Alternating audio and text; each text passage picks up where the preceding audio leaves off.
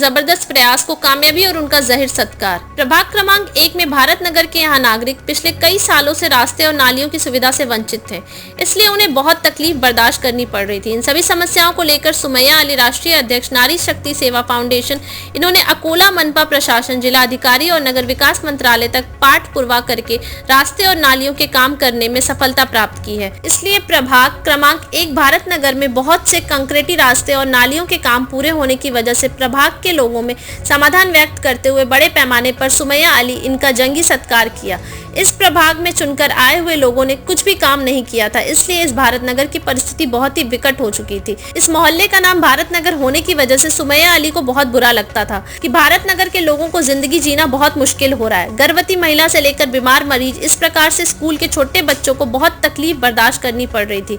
इन सभी बातों को ध्यान में लेते हुए सुमैया अली, इन्होंने मनपा प्रशासन इस प्रकार से नगर विकास मंत्रालय तक भाग दौड़ कर शुरू की और मोटे पैमाने और बड़े पैमाने पर इस प्रभाव में कामों को कर दिखाया और यह सिद्ध करके दिखाया कि अगर इंसान पढ़ा लिखा है और उसे कायदे का ज्ञान है तो उसे इलेक्शन लड़ने और चुनकर आने की कोई जरूरत नहीं है। वह इंसान समाज सेवा के दृष्टिकोण से भी विकास कर सकता है। सुमैया अली प्रभाग में अनमोल काम किए हैं, जिनकी वजह से प्रभाग की जनता ने उनका जंगी स्वागत किया। इस समय प्रभाग में महिला, पुरुष और छोटे बच्चे सैकड़ों की संख्या में उपस्थित थे, इसलिए सुमैया अली का सभी ओर अभिनंदन हो रहा है। आज ये जो प्रभाग क्रमांक 1 में आपका सत्कार किया है नौजवानों ने और यहाँ की महिलाओं ने और नागरिकों ने, तो आपको कैसा महसूस हो रहा है और ये सत्कार किस बारे में किया गया?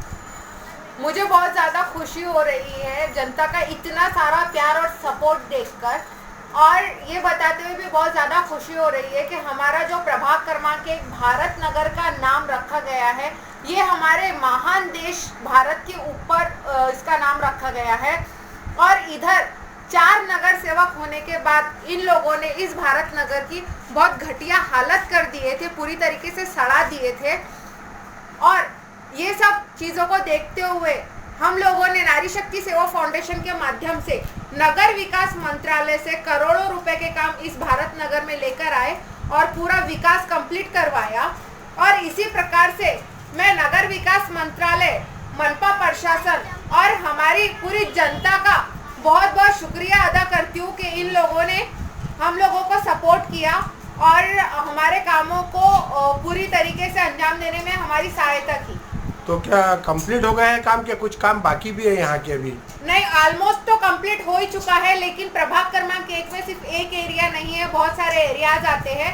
और इंशाअल्लाह जो बचे हुए जैसे बीके नगर है, लक्ष्मी कॉलोनी है और अदर जो एरियाज है, उनके भी काम बहुत जल्दी पूरे कर दिए जाएंगे। आपने बताया कि नगर सेवकों ने यहाँ पर कुछ नहीं किया जी, लेकिन कुछ नगर सेवक तो आमदार की टिकट मांग रहे हैं और वो आमदारी के सपने देख रहे हैं। इसके बारे में आपका क्या कहना है? देखिए, वो नगर सेवक जो आमदारी की टिकट मांग रहे हैं, मैं उनके लिए इतना ही बोलना चाहूंगी और आपसे ये रिक्वेस्ट करती हूँ कि आप एक बार प्रभाग क्रमांक 1 भारत नगर में आके विजिट करें और नगर सेवकों की पोजीशन देखें कि एरिया में उनकी पोजीशन क्या है, कि अगर उनके नेताओं को ये सारी चीजें प्रभाग में उनकी पोजीशन पता चले तो उनके नेता लोग उनके साथ फोटो निकालना भी पसंद ना करें। मतलब इतनी बुरी हालत है उनकी वार्डों में? बहुत बुरी पोजीशन है, बहुत ज्यादा बुरी। तो चलो, आपको बहुत बहुत बधाई हो, आपका सत्कार किया नागरिकों ने।